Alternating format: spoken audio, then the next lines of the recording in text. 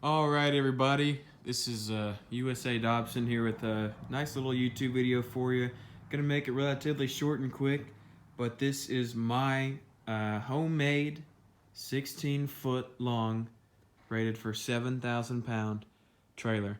So me and my high school, we actually got together with a welding program, which I'm a member of, and I needed a trailer, so I decided it would be a great idea to bring together the welding classmates and I, and do a little project. Thank you, Mr. Tedrow, for all your help on this build. Really appreciate it. We couldn't get this far without you. But needless to say, this is the trailer. So one of the first things that I wanted to kind of talk about with this trailer is the thickness of steel that I've chosen.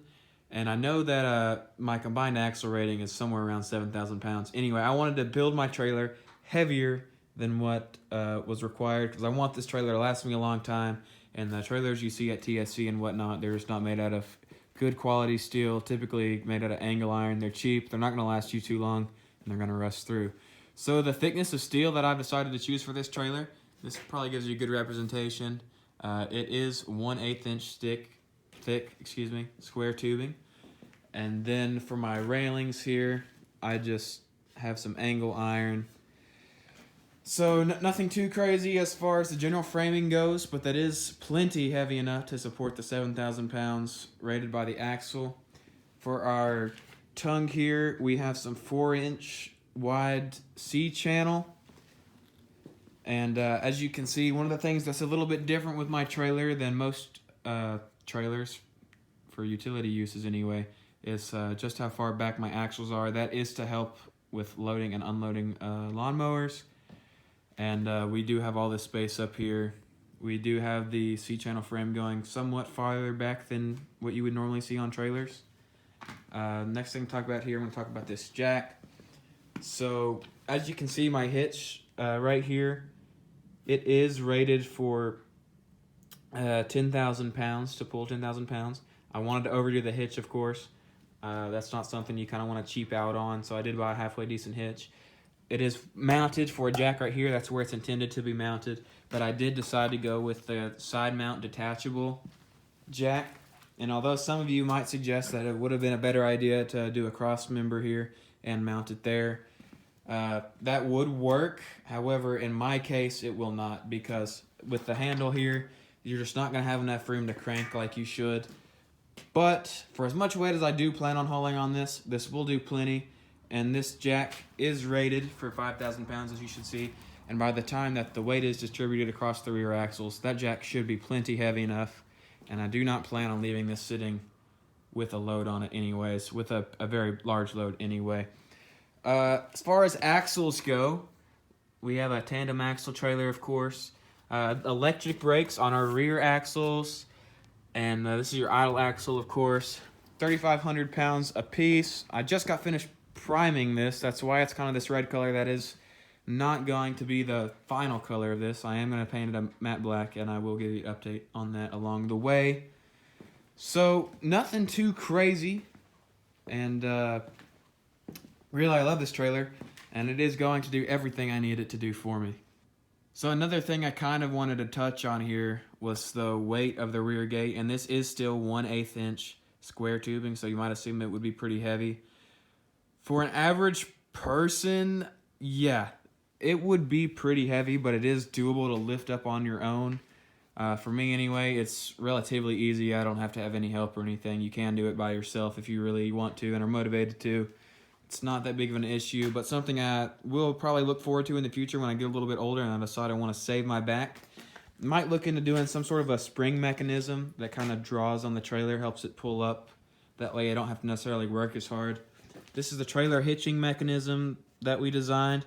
Very simple. This is not going to be the pin that keeps it in place. That's just temporary for now. But you can see the kind of general design.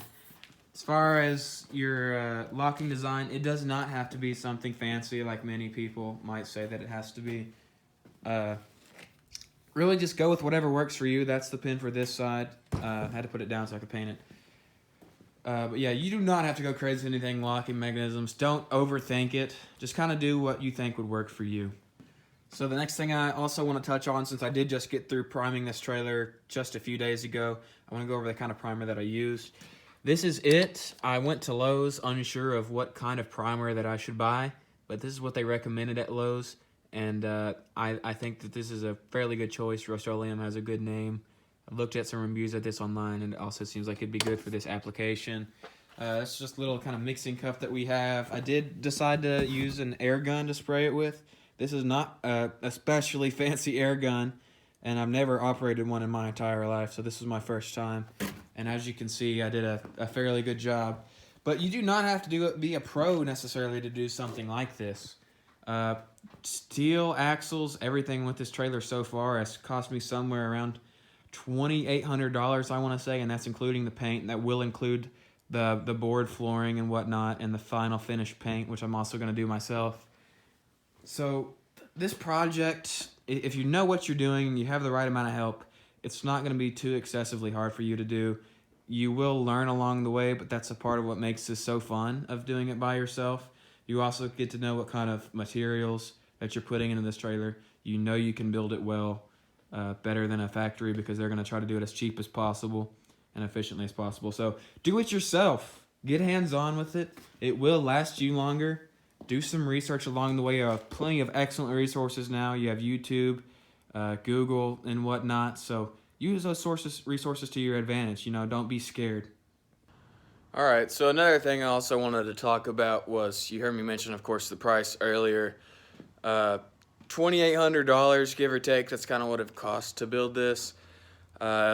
You might think that's a little bit expensive, and to be honest, it is more expensive than it should have been.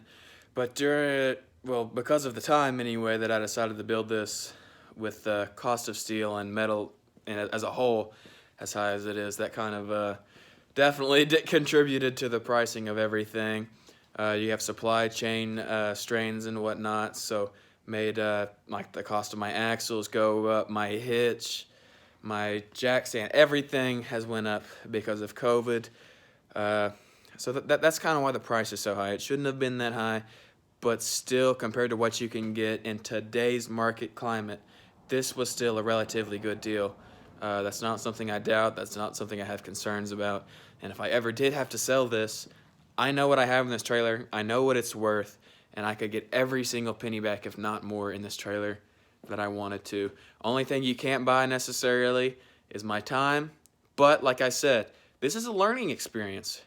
You might not be getting your money back instantly, but knowledge and learning is much more important than any cash value. So at the end of the day, $2,800, yes, it was a steal. Yes, it was worth it.